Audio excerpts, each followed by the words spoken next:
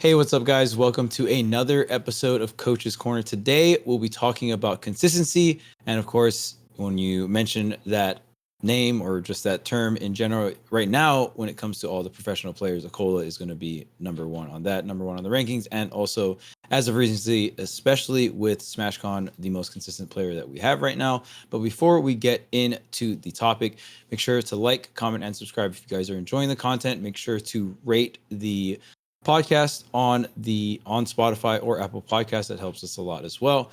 And if you also want to just suggest comment or topics to us as well, just go ahead and do that in the comment section.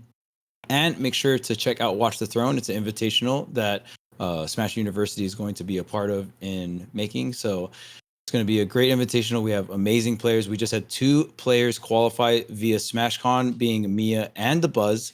So very excited about that. And if you guys want to keep up with all the news for Watch the Throne, make sure to follow Watch the Throne at WTT Events on Twitter, and you guys can get all the updates. But let's get on with the topic for now. It's going to be consistency with Acola. And man, I got to say, of all the top 10 ranked players, Acola really showed up. I will say Mia did a great job as well. I mean, got 3rd at the tournament. So I think Acola and Mia are doing a really good job in terms of consistency. And I think their character choices help a lot with that. Even their gameplay helps a lot with that, just the way they strategize and execute on things. I think Mia and Acola didn't really dig into the pockets this weekend at SmashCon and mainly, stayed with the mains. But man, there's the strategies that they have with their characters and the prep work that they have is amazing for their consistency. And I think that's such an important thing in Ultimate, right? The cast is so large. So I think that's the first main topic I want to touch on is the reason why it's so hard to be consistent in this game. In my opinion, one of the first things I think of is just how large the cast is, right? I think 89 characters in the game. We had 2 fighter passes, and the metas have changed drastically with each fighter pass. So we kind of got Joker pretty early. I mean, Joker kind of got announced right when the game came out. So I feel like fighter pass 1 meta is the same as, really early Ultimate meta. But, we've had a bunch of different meta games within Ultimate, and it's obviously because of the patches, and on top of the patches came new characters, right? So what are your thoughts on just the large roster, Ramses? Oh man, it's great for spectating. It's awful when you're a competitor. Especially in this game, because there's so many little things that can have huge consequences. So the other day I played against Nader U for the first time, right? And I discovered that Pichu's weak hit down air kills at 120, which is if you know Pichu, you probably know, but I didn't know, right? And that's just going to be one stock just like that. And then you have to figure out, okay, how am I going to change my plan knowing that there's a kill move right here or combo starter right here, et cetera, et cetera. And so, I think the biggest downside is just the amount of knowledge you need, but not just that, because there's been games where you need a lot of knowledge. But if you think, for example, about Smash 4, not having the knowledge didn't have that many consequences compared to Ultimate. And that's really the big downside of the roster is just it's not just knowledge, it's important knowledge all around.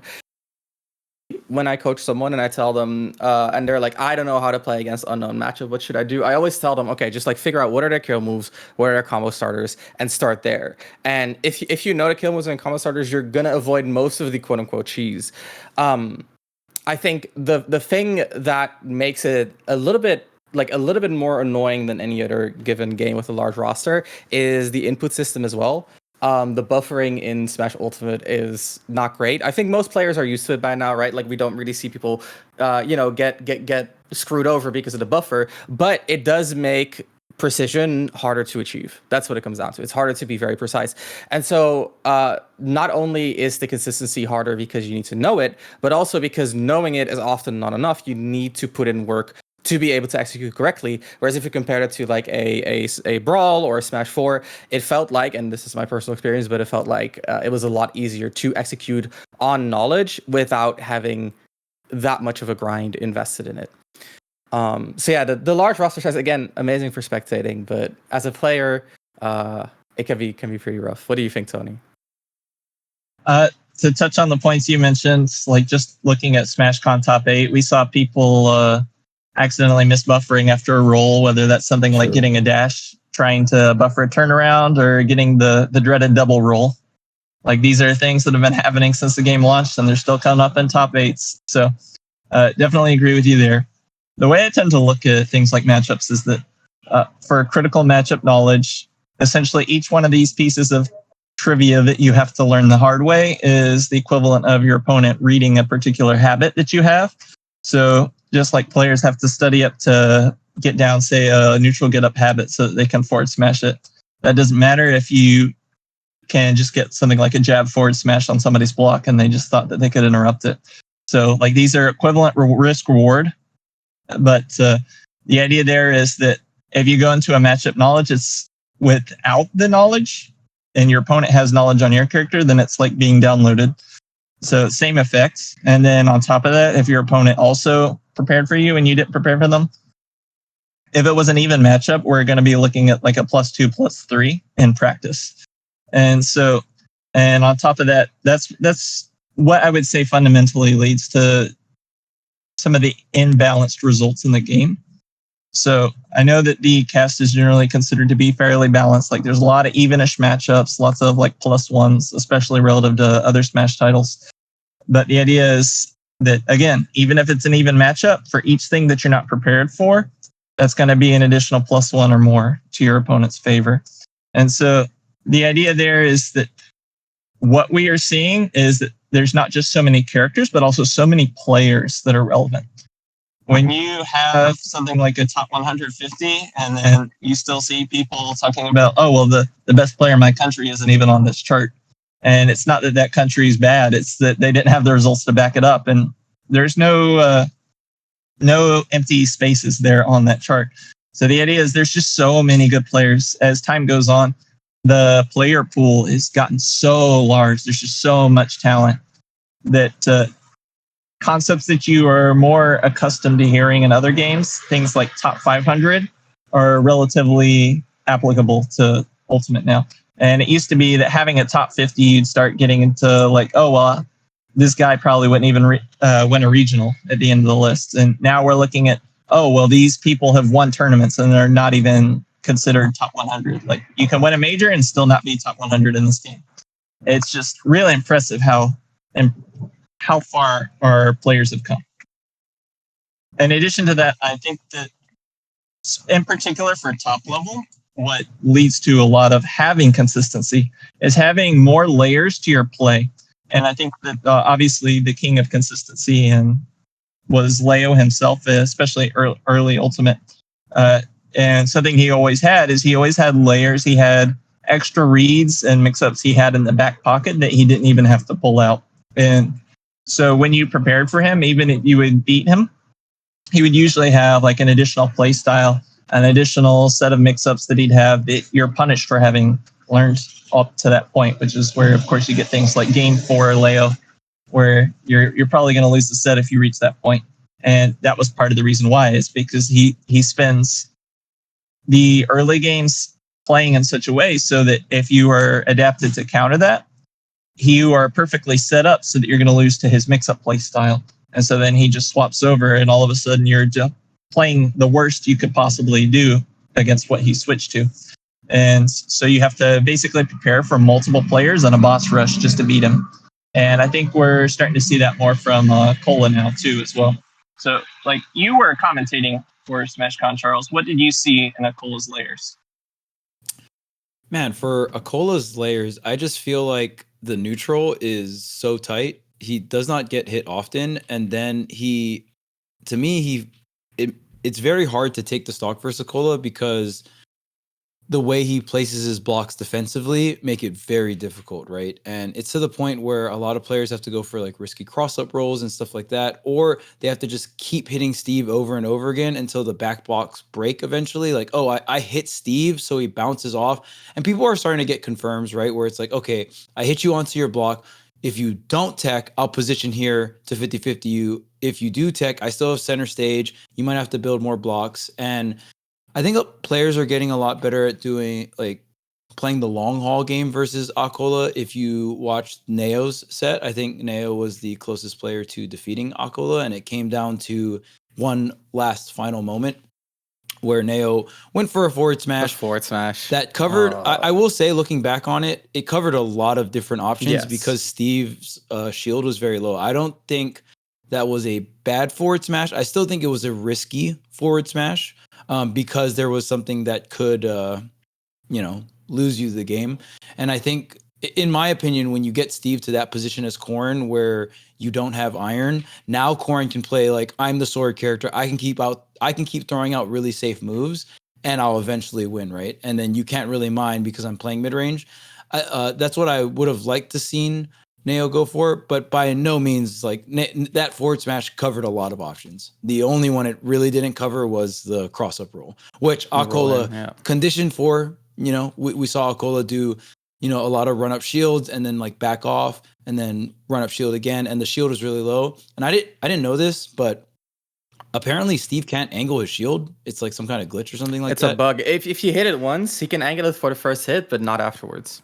Right. So it's weird. It's some weird thing. So keeping that into account, that was, that forward smash to cover a lot of things. But that was the way Neo played that last stock was phenomenal because just slowly getting rid of the resources, playing patient, right? Playing the long haul game.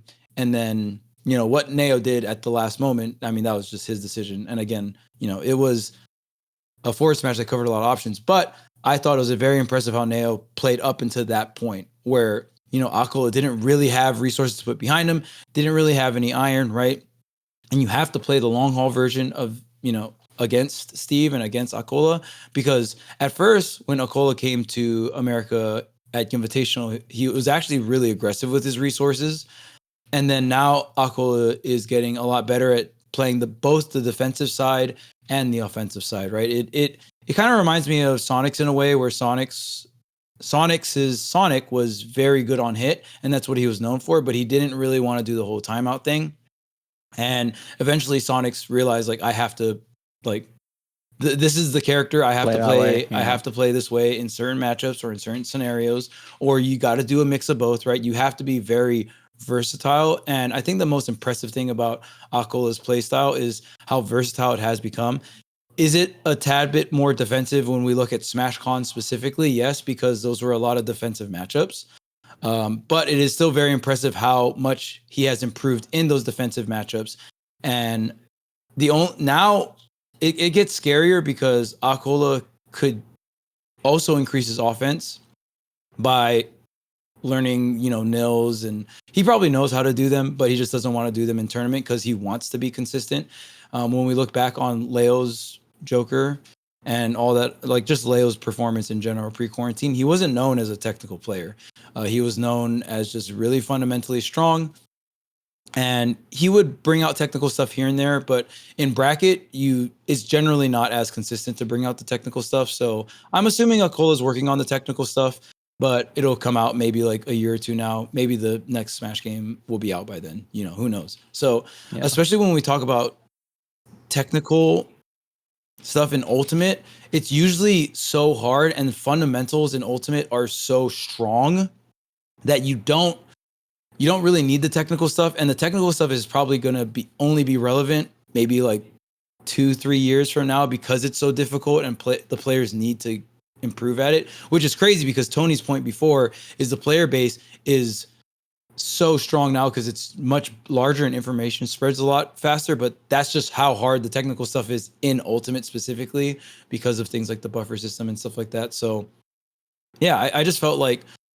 Acola played all the matchups he needed to well. I will say that I think Steve and characters like Steve and Game & Watch, when your game plan is to not interact and you become stronger, then you don't have to know too much about interacting with the actual character you're fighting up against, at least for the first, half of the game or quarter of the game. Eventually you do have to know how to interact with the character, but I do think that helps in terms of consistency. When your character, and even Sonic has a strategy like this, right? Where it's like, okay, once I get the lead, I will not interact, and I just need to know how their character can deal with spin dash and spin charge, right? Now, obviously, you're not always going to have the lead, so then you have to know the flip side. But I think characters like that are they simplify the game so you can focus more on the fundamentals, right? And even Game and Watch, right? The general strategies are pretty simple, but you still have to execute on them and you still have to outplay the player. But and then there's also characters like Cloud and Fox, where in my opinion, Cloud and Fox, the game plan's pretty simple, but you have to play very fast. Like the actual speed of your gameplay, that's where it's hard. And then we get into technical characters where it's like, I need to be fast and technical. That's when we're getting into Diddy, Sheik, Shulk, stuff like that, right? So I think there's different categories of characters that also assist, but I don't think that it will carry to the point where it's like, oh, well, Acola just wins because he picked Steve. Like anyone who says that is very whack. Like, yeah, you don't weird. Know, you're not understanding how hard it is to just play against these players, like the best players in the world, no matter what character, right?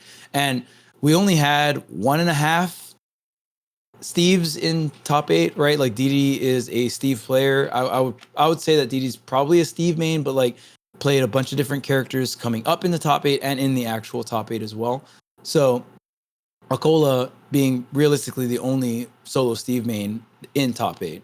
So what is your take, Ramses, on, I guess, some of these other characters that could be a little bit more simple, a little bit more complex, and how it's just tough, right? Because even some players, they're going to gravitate towards more technical characters, and that's good for them. But do you think that it's to the point, do you think we're at the point of the metagame where you have to pick a really simple character to succeed? Ooh, that's a good question. So let me answer that with like in a little bit of a roundabout way, okay? So I think most of the wins at top level come down to one of two things. One is that one of the players knows something that the other player doesn't know, right? Like Tony said before, right? Like knowledge checks, but like not just matchup checks, it's like knowledge checks, right? So for example, I have this structure in my offstage gameplay. Do you know how to play the RPS? I have this structure in my neutral. Do you know how to counter it? I have this, et cetera, et cetera. So what you often find is, especially if you look at Leo early on, is he would start off with a standard game plan and he would see, are you ready to counter the things that I can do? So he's basically knowledge checking. That's where it all starts. It's like, are you ready for these things? And then the second way is that if you can confirm that they know the things you know, then you're playing for the mental stack, right? But that's like, I think less than like 1% of all the matches that have ever been played have come down to like mental stack. It's almost always some sort of element that one player knows and the other doesn't, and that kind of like ekes out the win. And in reality, when you see two people play, there's like a bunch of things that one player doesn't know and a bunch of things that the other player don't know, and those kind of collide, right? So you see like Spargo, when you saw him play against Lai, I'm sorry if I mispronounced the name, but the Japanese Korean, right? Yeah, LY. You saw LY, exactly. Yeah, so you saw him, for example, double jump back to the center of the stage a lot during the end of the set. And I think that is a very good thing to do for Cloud in general, right? Because he has a lot of airspeed, his down air is good, his fast fall is good. But Corin specifically loves that because her up air is crazy. She has good whiff punishes. Like you side B a landing is really, really powerful. So it's like a bit of knowledge that Spargo didn't have because he didn't have the experience, but there were plenty of things that the Corin didn't do because they don't have experience against a player like Spargo. So I think a lot of what you want to do to succeed, to beat someone, is to just like ask question after question. Can you deal with this? Can you deal with that? Do you have the answer here? And so the thing about simple characters is that, and this is when you said, this kind of goes back to what you said, is that fundamentals are so strong on ultimate, right? And the way I conceptualize that is that there's a lot of questions you can ask someone just in terms of fundamentals. Right? Like you can ask them about their space control, their spacing, their timing, their reaction preemption, their defensive move usage, right? And those are all like just fundamental like aspects of the engine. And so I think the thing that we're seeing right now is that there's no need for playing a technical character because the questions that you get when you add like the technical side to your gameplay, they're not necessary to succeed. There's enough questions within just like the simple, like the fundamental type characters. And I think that is why the simple characters are doing well. And I think as well, like if you want to talk about consistency, right? Like I said, like you want to be asking questions. And the way that you ask questions is by being stronger. right? Like if you're Cloud doing a jump in back air, you're asking a question. If you're sitting in shield waiting for the back air, you have to answer. So what we see is that a lot of the characters at the top are characters that have like these dominant neutral options. Think about Cloud back air. Think about Steve mining and blocks. And even like Steve Rollin into up tilt is like fucking insane. So what you see is that the simple characters with like one or two overtuned elements, those are the ones that do best because one, they're in control so they can ask questions, and two, they can ask the questions very directly. They don't have like a technical barrier to have to do so. And I think that is, especially in a bracket like Super Smash Bros, right? 2,600 players. It's a marathon, right? And the technical stuff just like wears you down. So the kinds of layers also matters. And I think that one of the things people don't notice is that a lot of the time you will have elements of a player's play. And like, for example, there's probably only a handful of jokers on the planet who don't get worse once they get Arsen because they decide to play the game wrong. And it's not that they are just losing their brain cells. It's because Arsen is actually a different character than Joker. And so they don't treat it, or they make the mistake of just thinking, oh, well, this is my time. And so they don't change their systems, or they just stay on the same system and park it in reverse. So the idea is, one of the common criticisms I would see of Leo's Arsen is people would say, oh, he'd be doing so much better if he wouldn't go in with Arsen here. Oh, he'd do so much better if he started trying to time people out with this. And they didn't understand that the reason he wasn't doing it at that time, and whatever niche interaction, was because he is usually relating to information, like mentioned before. So generally, the best time to go in or the best time to avoid your opponent is based on what they're not prepared for. And so if you think your opponent is specifically playing around your defense, your avoidance, then it's time to go in because they're not expecting it. And so you're going to catch them on the back foot and be able to play them in a way that your gameplay is going to be stronger than if you had played any other way. And so looking at Acola, just looking at his set versus the Buzz, for example, he usually would start off by kind of backing off to see how his opponent moves. And then he's going to show you some generic Steve stuff. We're talking minecart into anvil and to back off, mine away. And then it's a mix up. And then usually on the third interaction, he'll actually just run up and then see to kind of hit confirm if you move the same way he saw you do the previous couple times. And then if not, that doesn't work, and he'll usually put up a wall. And so this is actually what I believe I referred to this specifically during our video discussing Steve, is what he does to kind of ramp himself up is he will start building more walls. He'll start disengaging more, try and fight you by refusing to interact, and then see if you'll make mistakes trying to force the interaction or trying to kind of tax his resources. And surprise, people still make a lot of mistakes against Steve, and especially when it's against fundamental Steve, because that's not exactly the most common form of the character. So he will go ahead and he'll just put up walls, and then people will just straight up like full hop in or whatever, and he can just put out some of the best anti-airs in the game with Steve up air tilt. Like, these are just things you can't really jump in on, and you shouldn't jump in on, but people will just do it.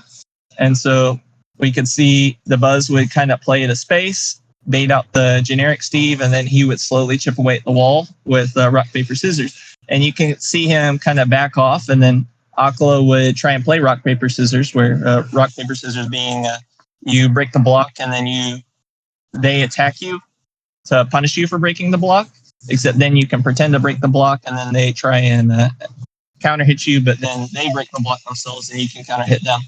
And then their counter to that is to just ignore you doing whatever you're doing with the wall. And so Acola has added an extra dimension to that, and that he will specifically do things like build a second wall, but he'll do it in an ambiguous way, so that he then added a second layer of RPS to that, where he'll build up the wall. And so DeBuzz was ready for his tell, where if he goes above full hop height on, I think it's like 3 block, if he goes to that height, he's generally going to try and burst for center with the cart to anvil, and he'll do that.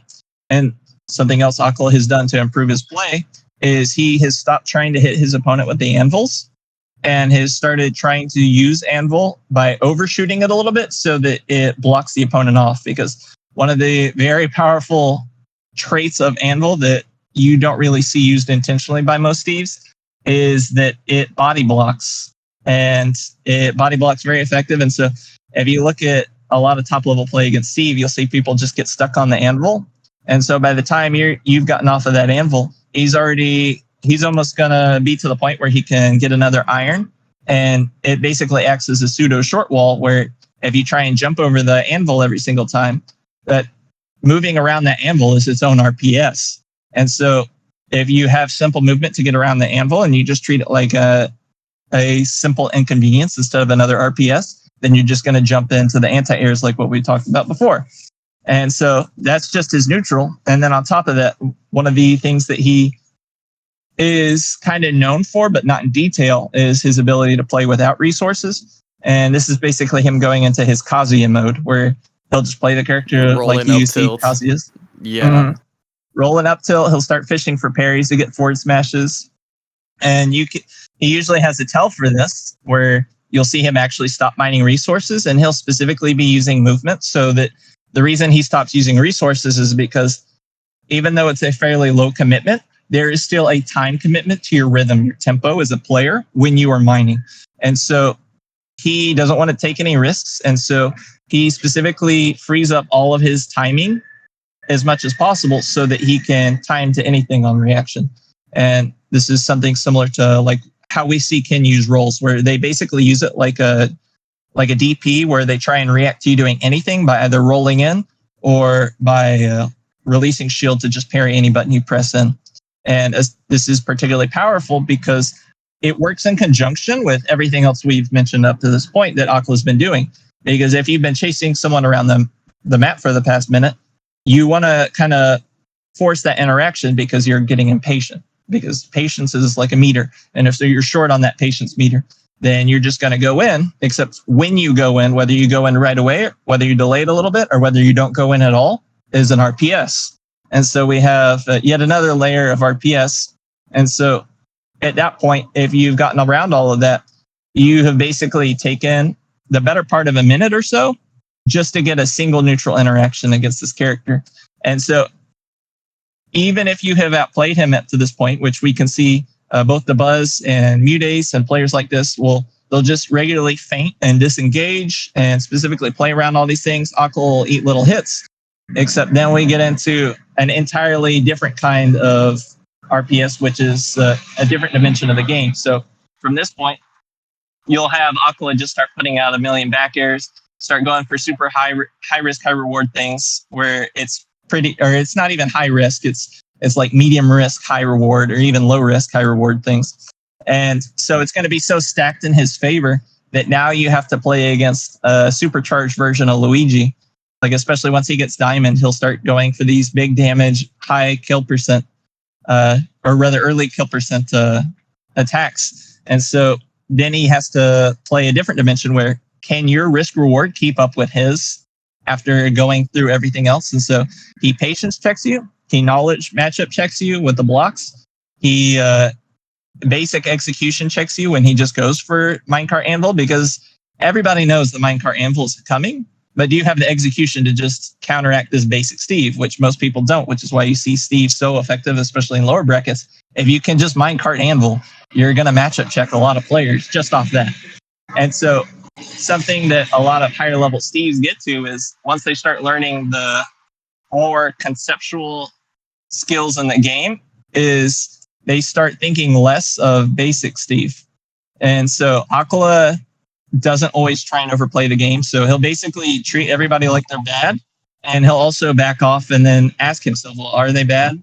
If not, he'll try something else. And so he basically tests his opponent from start to finish. And he's like a multi-phase boss fight where he can switch phases to counter what you're doing. And so he can actually use his phases like an RPS, where if you are playing to back off one and then he's just focusing on building his walls because you're backing off and being too conservative, he's going to get a bunch of resources and you're just going to see him piling up iron.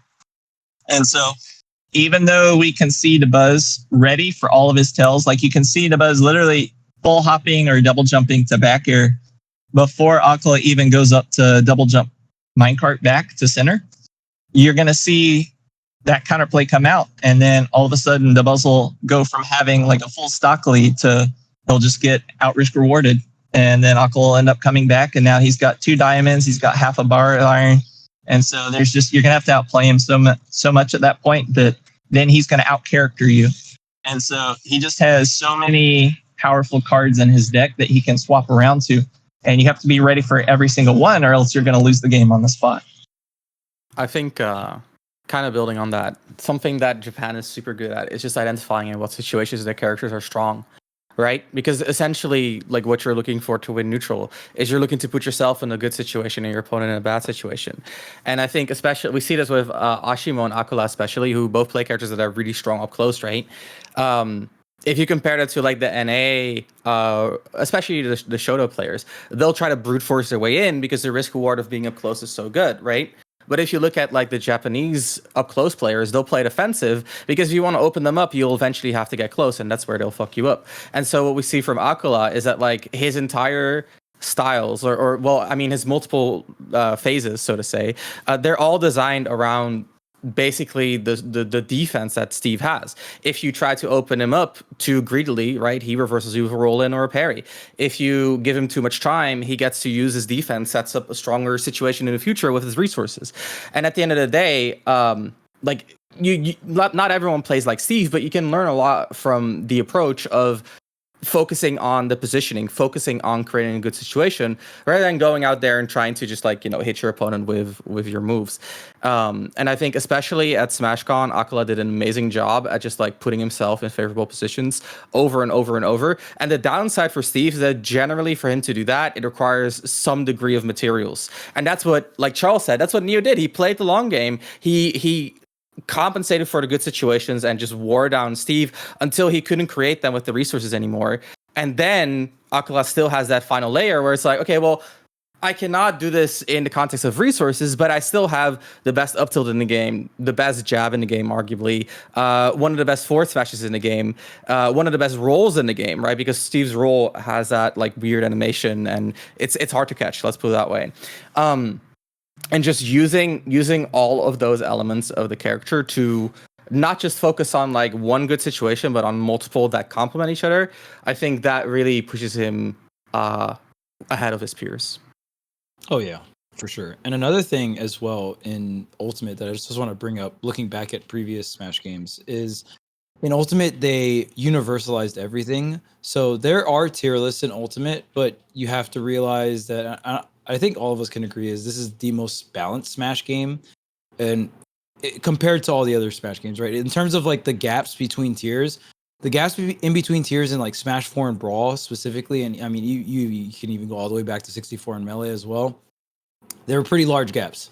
The privileged characters have really privileged things, and even to the point of like, oh, you know, this character has a frame 3 jump squat, this character has a frame 7 jump squat. So in Smash 4, she could do a nair with it. Like, if both characters jumped at the same time, she can have a hitbox out before the other character's jump squat is even done. And then they have to start up on those areas. Usually those characters have like really slow areas too. So you can kind of see where, you know, picking a really good character in the previous Smash games, you know, could take you really far. And to the point where did you have to know every single matchup in Smash 4? Like, yeah, sort of, kind of, but like for the most part, the top tiers in Smash 4 could do their top tier thing and just run over all the low tiers for the most part. And that was even more of a thing in Brawl, and then more of a thing as you go into previous Smash games, right? So that's such a big deal. And with that Ultimate, you don't really have that out. I think in Ultimate, it's more so just like, what options does your character have in disadvantage is what I'm kind of noticing that's such a big deal, right? Because when you hit Steve, the thing that makes Steve so consistent, in my opinion, is the fact that when he has Iron and you hit Steve, you're not really in advantage state. Like, you kind of are, but there's like two like glaring things that you have to really respect. And the thing about it is the risk reward is insanely in Steve's favor, right? In disadvantage. I don't think it's 1-to-1 to which time in Smash 4, but it is it's still like you can lose your Comparable. stock. You can lose your stock. Yeah. A Bayo in Smash 4, you could lose your stock at 0%. So like you were always just could die at any moment for playing the game, right? But with Steve, We saw at least, that in grand finals. yeah. But with Steve, at least if you're at lower percents, you won't die. Minecart and Anvil are both really strong moves, so you can lose your stock at like 90 or 100 depending on rage and if your DI is on point or not. But even when we look at a character like Game & Watch, you know, very consistent disadvantage. You have a stall and fall. You can always just go to the ledge, right? Like you can double jump, go off stage. You're pretty hard to edge guard. You can go to the ledge. It's actually pretty hard to ledge trap Game & Watch because of his normal get up animation. I think players are getting a little bit more used to it nowadays. But just generally harder to ledge trap than the rest of the cast, right? So you always have some kind of cushion. And in Ultimate, when your character has a cushion and disadvantage, it's such a big deal. And you can see the difference because take like Meister versus, or not Meister, Mia versus Didi at SmashCon, right? And when Didi tried Pokemon Trainer, every time Meister, or not Meister, sorry, every time Mia got a hit with Game & Watch, sometimes Didi would just take 0 to 90. And not off of a true combo, but just from the disadvantage state, right? Because the character just didn't really have much to fight back with. And that, in my opinion, is such a big deal. And then even characters like Cloud or like Cloud specifically, right? Cloud or Fox, they have pretty bad off stages. So there's those big windows that you can kind of get off those characters, right? Now, when we look at some of these more consistent characters with more consistent disadvantages, it's a little bit harder to get that one big solid, like, oh man, look at this sequence I got. I'm going to call them sequences, right? Look at this advantage state sequence I got on Acola. Like, oh wow, it's those are very rare because one, the character has very strong options in a disadvantage, and two, Acola knows how to abuse that and knows how to, and even placing block resets all of your resources like double jump and stuff like that. Block, you know, you can't do it anywhere, but it's still a very strong tool. So block, both your iron options, you know, those are really great disadvantage tools to just simply reset the scenario or to reversal your opponent, right? So I think those things are really strong, and combined with the fact that I feel like those characters, those types of characters kind of remind me of some of the more old school top tiers, like, because in Smash 4, Bayo, Cloud, like you could invalidate 70-80% of the cast with Cloud. Yeah. So it was a lot easier back then to be consistent with those top tiers. And I'm gonna exclude Melee because Melee has less matchups. Because my point is there was less matchups back in the day, right? The older the game, there's probably less matchups you have to learn. But Melee is a tad bit different because there's still like new technical things being found out, right? So even though you have less matchups to play in Melee, the technical boundaries to be a top player, even though it's less matchups, that is something I cannot speak on and I don't have too much like expertise in. So I'm excluding Melee out of this. But for every other Smash game, it was kind of just like pick these specific like group of characters and you should be fine. And then you only got to learn, you know, not too many matchups, maybe like 10, 20-ish or whatnot, right? But in Ultimate, that's not the case. You can't just pick a character and not really learn that much matchups. And even when we look at characters like Steve, you still have to know what the other characters have to do. Is it a little less? I would say it's a little less because I think with Steve, the main thing that it comes down to is like, how does this character deal with like a selective group of my really strong tools, like Minecart, like Anvil, like Roland Up Tilt, right? How does this character destroy blocks? How does this character, you know, if this character jumps over the blocks, do they have some kind of exception? Like, do they have like a banana they can throw down that can beat my up tilt because it's an intangible or an, you know, invincible item, right? Stuff like that. So there's certain caveats, but I think with Steve and Game & Watch, they simplify the game to the point where it's like, oh, okay, I might not have to know everything about that character, but I do have to know how that character can deal with like my 6 or 7 best tools, right? And I think simplifying the game in Ultimate, even though it's not as strong as it was in previous Smash games, it is a very strong tool, right? I will say there one particular play pattern that was coming up for pretty much everyone in top 8 that I think is one of the traits of a viable character and player right now is both the attempts and the ability to circumvent corner and ledge traps by just making a break for center. So I think one of the things we see a lot is, like, for example, Steve minecart double jumping over to center. We see that with Game Watch just straight up being R.O.B high up being over and then recovering to center. We obviously see that with Sonic. We see that with pretty much every character except for Corrin, except for, in Corrin's case, she's also one of the best characters in the game at punishing people for doing that. And so I think that it's not a coincidence that we saw basically players who are doing it, players who are countering it.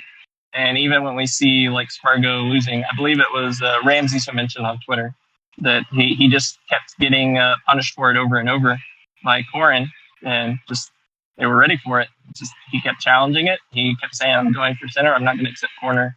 Then one of the things that Acola has adapted to, because it's actually how people usually beat Acola, is he'll keep forcing that, and people will just take his entire resource bar because he'll just keep trying to force it over and over.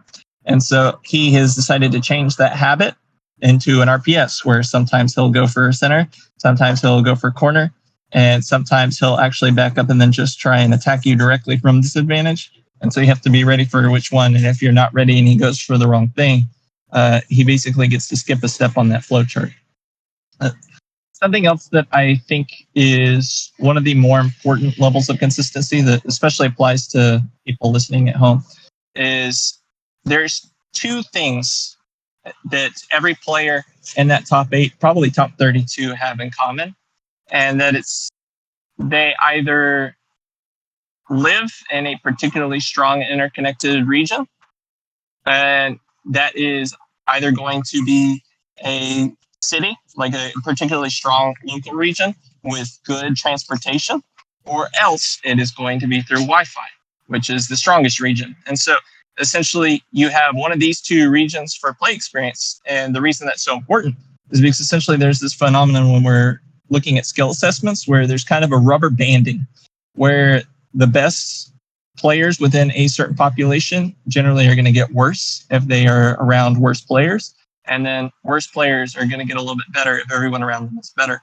And so you generally have these levels of escalation as each player is going to be pulled toward essentially the median skill of whatever that group is. And in experiments that have been done on other subjects up to this point, things like sociology, the general observation is that things like hive minding tend to skew above average when they are tested. And so generally, we're looking for things like consensus skills is essentially what this is. And so if you are wanting to be more consistent at home, what I recommend to you is to actually put in the time, get Wi-Fi, get training mod, get the Wi-Fi access tools for frame latencies and such, and actually put in the time, look up better players, challenge better players, and then stick with it. Try and keep your population up. And I don't mean just go and try and play the best player in your region. I mean, just make sure that you're playing with players who are stronger than you, players who are on your level and where you're going. And just try and have all of these things together. Yeah, another thing I want to mention too that's really tough about being consistent is there's different surges of metagames when it comes to Ultimate. This game is so balanced that I still feel like we're only scratching the surface of actually knowing like what characters are good, what characters are not good, what characters are good in this specific meta, right? And you know, even like the uptick in Surge or not Corrin is like wild, right? Like when we look at top 32, I think there's 3 Corrins, and most of them were like winner side and stuff like that. So there's a lot of different trends that happen in Ultimate because we don't know too much about the game, because the game is so balanced and because the characters have so much depth, right? We're still finding out so many different things that we didn't know before. So a lot of things that a lot of players have to deal with is just like, oh shit, like I'm just playing a really good Corrin player, and all of a sudden, like out of nowhere, Corrin is kind of really relevant, right? And I think something that helps the region of Japan out a lot is, one, they have very good Wi-Fi, and 2, they have their player base is very dedicated to being character specialists. I would say most of the region is character specialists. There are, I will say, now there's more players that are kind of just going towards more meta picks, like your R.O.Bs and stuff like that, right?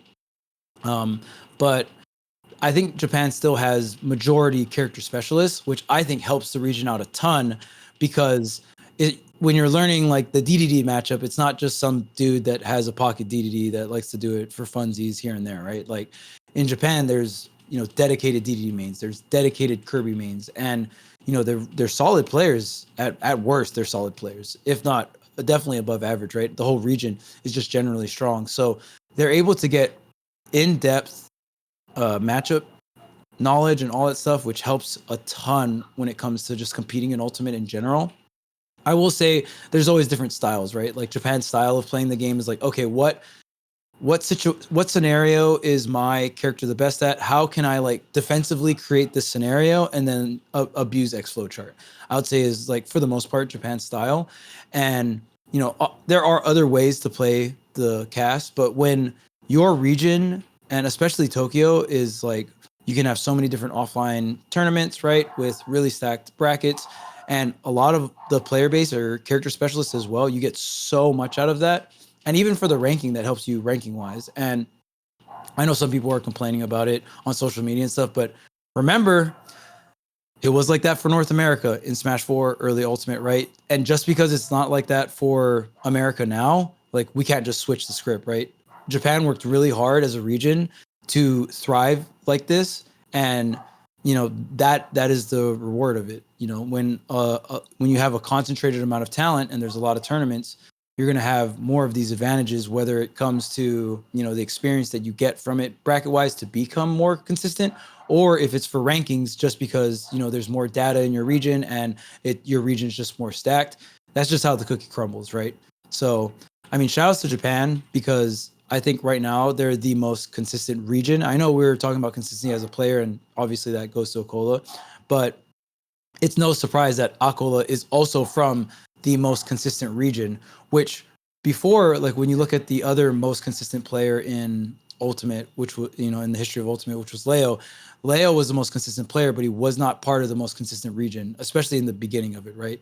So I think it's very cool that Acola is from also the most consistent region, because it tells me that they help each other out. And I've seen, Shuton and other players like kind of guide Acola, try to like pass down their experience and like lab out a bunch of different scenarios, right? So they really understand the game.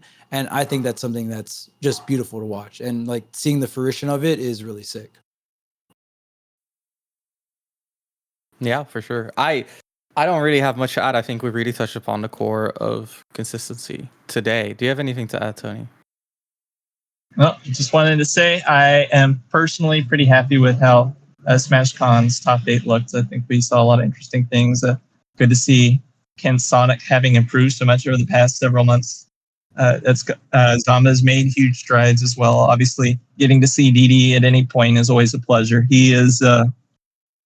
I think in particular, I am grateful that we have so many young players who don't just play well and aren't just promising in how they are improving, but also are unusually dignified for their age. So DD just carries himself with such a pleasant grace that I'm grateful for to have in the next generation of top players. Seeing similar humility in Acola and Mia coming up it's very inspiring, and I'm excited to see where the next level of Smash is going. So other than that, that's really all I have to say. Yeah, shout out to DD, man. I love watching DD play. I think DD really understands like the bullshit of the game, and he's not afraid to abuse it. And I think that's something that American players lack right now. Just the ruthless aspect of like, oh, I understand the game, and I will pick whatever character, I will do whatever strategy to get the W because I want to win. And to me, that like when I see DD play, and even just how I see him like on social media and stuff like that, he's ruthless, and he's going to do whatever it takes for the W. And I think I honestly think that's sick, because that's something that the US lacks, in my opinion, when it comes to top players. So I'm really looking forward to seeing how DD performs, and yeah, getting top 8 at SmashCon. I mean, there's so many other players that it's insane did not get into that top 8, and the fact that DD did. And I know Didi didn't travel much before. Obviously, he's a lot younger. So when you're younger, it's a little harder to travel and stuff like that. You have to have a guardian with you and all that other jazz. But it was really sick to see Didi travel outside of Atlanta because I've seen Didi compete multiple times at MomoCon. And, we just know how talented he is. So shouts to Didi. Amazing job at SmashCon. And shouts to Acola for winning, just staying mega consistent when some of the other players couldn't, because it's very difficult to stay consistent. And even I'll talk a little bit about Burnout, because I think I'm definitely not making excuses for other players, but for Spargo and Sonics, I think Burnout is a thing that they're kind of dealing with and learning, right? And I think for a lot of top players, especially on the younger side, they're going to have to start to kind of limit test when they get burnt out, when they don't get burnt out, maybe not like back-to-back tournaments, or like, oh, maybe I don't do 3 in 1 month, right? There's all these different numbers you're going to have to flex around and think about as a top player. And I'm pretty sure they'll definitely figure it out, right? And that's going to be for every player. And that's going to be burnout for tournament, right? Are you traveling for the tournament? That adds out to the burnout. How much have you been practicing? How much have you been studying, right? And how you really manage all of that time, right? So yeah, adding to that real quick, I think it's something that I think is worth mentioning, is like a lot of consistency is also just like your physical state, right? So like you said, burnout, but there's also like sometimes you go to an event, you get really excited and you cannot sleep, right? Like there goes your bracket run. And of course, like the good players will still make it far, but the difference between 8 hours of sleep and 5 where you're waking up all the time, it's rough, right? And so one thing that I do want people to keep in mind is that like results don't like one result is never representative. So what I see is like, Spargo getting, I think he got like 49th. All these people on Twitter are like, oh yeah, Acola deserves it. I'm like, dude, it's one result, right? Like everyone gets like these days where you're off, whether it's physically or mentally. So I really do recommend, like, on the topic of consistency, try to value consistency, right? And Spargo has obviously shown that he's an extremely consistent player. So that's something that I just want to add. I think it's something that we need to realize as a community, is like how much the day-to-day can affect the skill level of the competitors. Yeah, it's so easy to get on a keyboard and talk shit, man. That's just why we see it all the time. It's too easy. That's not a mark against Spargo. That's a mark for Acola. Because like just even speaking of sleeping, I think he mentioned that he was short on sleep from being so anxious the night before. I know Sonics was as well. Like I doubt Spargo got good sleep that night. So like all these players are not playing at their best. They're traveling halfway across the world. And then showing up and still playing at this level of Smash, it's just amazing. Yeah, so shouts to the players, always working their hardest, always trying to play, even no matter the conditions, right? So we appreciate that so much. And that's going to conclude our episode on consistency. Let us know what you think makes a player consistent or not consistent. And if you have any suggestions on any topics for us, be sure to leave it in the comments below. And until next time, class dismissed.